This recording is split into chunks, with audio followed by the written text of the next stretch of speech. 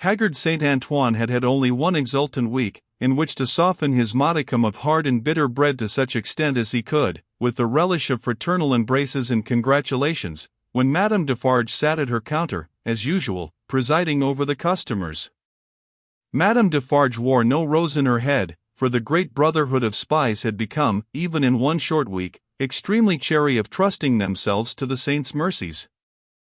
The lamps across his streets had a portentously elastic swing with them. Madame Defarge, with her arms folded, sat in the morning light and heat, contemplating the wine-shop and the street. In both, there were several knots of loungers, squalid and miserable, but now with a manifest sense of power enthroned on their distress. The raggedest nightcap, awry on the wretchedest head, had this crooked significance in it: I know how hard it has grown for me, the wearer of this, to support life in myself, but do you know how easy it has grown for me, the wearer of this, to destroy life in you? Every lean bare arm, that had been without work before, had this work always ready for it now, that it could strike. The fingers of the knitting women were vicious, with the experience that they could tear. There was a change in the appearance of Saint Antoine. The image had been hammering into this for hundreds of years, and the last finishing blows had told mightily on the expression. Madame Defarge sat observing it, with such suppressed approval as was to be desired in the leader of the Saint Antoine women. One of her sisterhood knitted beside her. The short, rather plump wife of a starved grocer, and the mother of 2 children withal, this lieutenant had already earned the complimentary name of the Vengeance. "Hark," said the Vengeance. "Listen, then. Who comes?" As if a train of powder laid from the outermost bound of Saint Antoine Quarter to the wine-shop door, had been suddenly fired, a fast-spreading murmur came rushing along. "It is Defarge," said Madame. "Silence, patriots!" Defarge came in breathless, pulled off a red cap he wore, and looked around him. "Listen, everywhere," said Madame again. "Listen to him." Defarge stood, panting, against a background of eager eyes and open mouths, formed outside the door. All those within the wine-shop had sprung to their feet. "Say then, my husband. What is it?" "News from the other world." "How, then?" cried Madame, contemptuously. "The other world? Does everybody here recall old Foulon, who told the famished people that they might eat grass, and who died, and went to hell?" "Everybody, from all throats." "The news is of him. He is among us." "Among us, from the universal throat again." "And dead?" "Not dead. He feared us so much, and with reason, that he caused himself to be represented as dead, and had a grand mock funeral. But they have found him alive, hiding in the country, and have brought him in.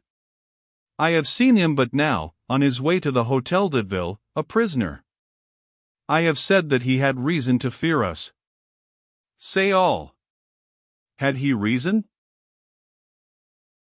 Wretched old sinner of more than 80 years and 10, if he had never known it yet, he would have known it in his heart of hearts if he could have heard the answering cry. A moment of profound silence followed. Defarge and his wife looked steadfastly at one another. The Vengeance stooped, and the jar of a drum was heard as she moved it at her feet behind the counter. "Patriots," said Defarge, in a determined voice, "are we ready?" Instantly Madame Defarge's knife was in her girdle, the drum was beating in the streets, as if it and a drummer had flown together by magic, and the Vengeance, uttering terrific shrieks, and flinging her arms about her head like all the 40 Furies at once, was tearing from house to house, rousing the women. 0592M Original. The men were terrible, in the bloody-minded anger with which they looked from windows, caught up what arms they had, and came pouring down into the streets, but the women were a sight to chill the boldest. From such household occupations as their bare poverty yielded, from their children, from their aged and their sick crouching on the bare ground famished and naked, they ran out with streaming hair, urging one another, and themselves, to madness with the wildest cries and actions. Villain fool and taken, my sister. Old fool and taken, my mother. Miscreant fool and taken, my daughter. Then, a score of others ran into the midst of these, beating their breasts, tearing their hair, and screaming, "Foolin' alive! Foolin' who told the starving people they might eat grass! Foolin' who told my old father that he might eat grass, when I had no bread to give him! Foolin' who told my baby it might suck grass, when these breasts were dry with want! O Mother of God, this foolin'! O Heaven, our suffering! Hear me, my dead baby and my withered father, I swear on my knees, on these stones, to avenge you on foolin'. Husbands, and brothers, and young men, give us the blood of foolin', give us the head of foolin', give us the heart of foolin', give us the body and soul of foolin', rend foolin' to pieces, and dig him into the ground, that grass may grow from him. With these cries, numbers of the women, lashed into blind frenzy, whirled about, striking and tearing at their own friends until they dropped into a passionate swoon, and were only saved by the men belonging to them from being trampled underfoot. Nevertheless, not a moment was lost, not a moment. This foolin' was at the Hôtel de Ville, and might be loosed. Never, if Saint Antoine knew his own sufferings, insults, and wrongs. Armed men and women flocked out of the quarter so fast, and drew even these last dregs after them with such a force of suction, that within a quarter of an hour there was not a human creature in Saint Antoine's bosom but a few old crones and the wailing children. No. They were all by that time choking the hall of examination where this old man, ugly and wicked, was, and overflowing into the adjacent open space and streets. The Defarges, husband and wife, the Vengeance, and Jacques III, were in the first press, and at no great distance from him in the hall. "See," cried Madame, pointing with her knife. "See the old villain bound with ropes. That was well done to tie a bunch of grass upon his back. Ha, ha! That was well done. Let him eat it now." Madame put her knife under her arm, and clapped her hands as at a play.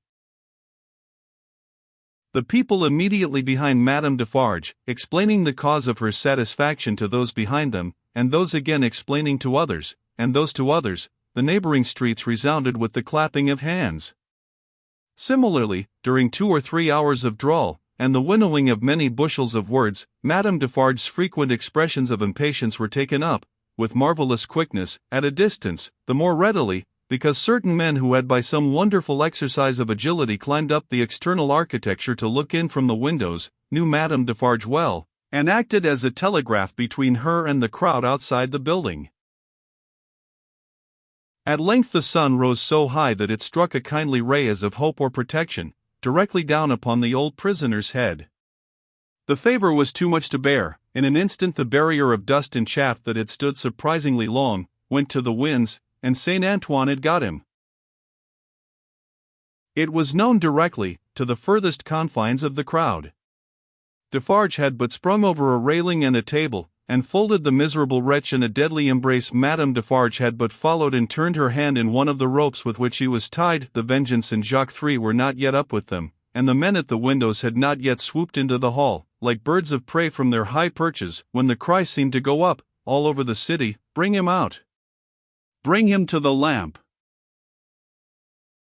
Down, and up, and head foremost on the steps of the building, now, on his knees, now, on his feet, now, on his back, dragged, and struck at, and stifled by the bunches of grass and straw that were thrust into his face by hundreds of hands, torn, bruised, panting, bleeding, yet always entreating and beseeching for mercy, now full of vehement agony of action, with a small clear space about him as the people drew one another back that they might see, now, a log of dead wood drawn through a forest of legs. He was hauled to the nearest street corner where one of the fatal lamps swung, and there Madame Defarge let him go, as a cat might have done to a mouse, and silently and composedly looked at him while they made ready, and while he besought her, the women passionately screeching at him all the time, and the men sternly calling out to have him killed with grass in his mouth.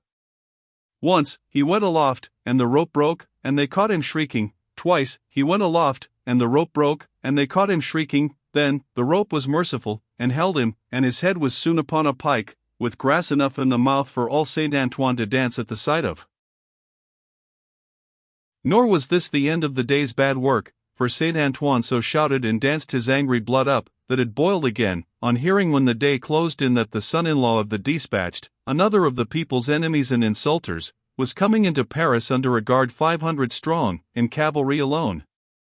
Saint Antoine wrote his crimes on flaring sheets of paper, seized him, would have torn him out of the breast of an army to bear Fool and company, set his head and heart on pikes, and carried the 3 spoils of the day, in wolf procession through the streets. Not before dark night did the men and women come back to the children, wailing and breadless. Then, the miserable bakers' shops were beset by long files of them, patiently waiting to buy bad bread, and while they waited with stomachs faint and empty, they beguiled the time by embracing one another on the triumphs of the day, and achieving them again in gossip. Gradually, these strings of ragged people shortened and frayed away, and then poor lights began to shine in high windows, and slender fires were made in the streets, at which neighbors cooked in common, afterwards supping at their doors. Scanty and insufficient suppers those, and innocent of meat, as of most other sauce to wretched bread. Yet, human fellowship infused some nourishment into the flinty viands, and struck some sparks of cheerfulness out of them. Fathers and mothers who had had their full share in the worst of the day, played gently with their meager children, and lovers, with such a world around them and before them, loved and hoped. It was almost morning, when Defarge's wine shop parted with its last knot of customers, and Monsieur Defarge said to Madame his wife, in husky tones, while fastening the door, "At last it is come, my dear." "Well," returned Madame. "Almost." Saint Antoine slept, the Defarges slept, even the Vengeance slept with her starved grocer, and the drum was at rest. The drum's was the only voice in Saint Antoine that blood and hurry had not changed. The Vengeance, as custodian of the drum, could have wakened him up and had the same speech out of him as before the Bastille fell, or old Foulon was seized, not so with the hoarse tones of the men and women in Saint Antoine's bosom.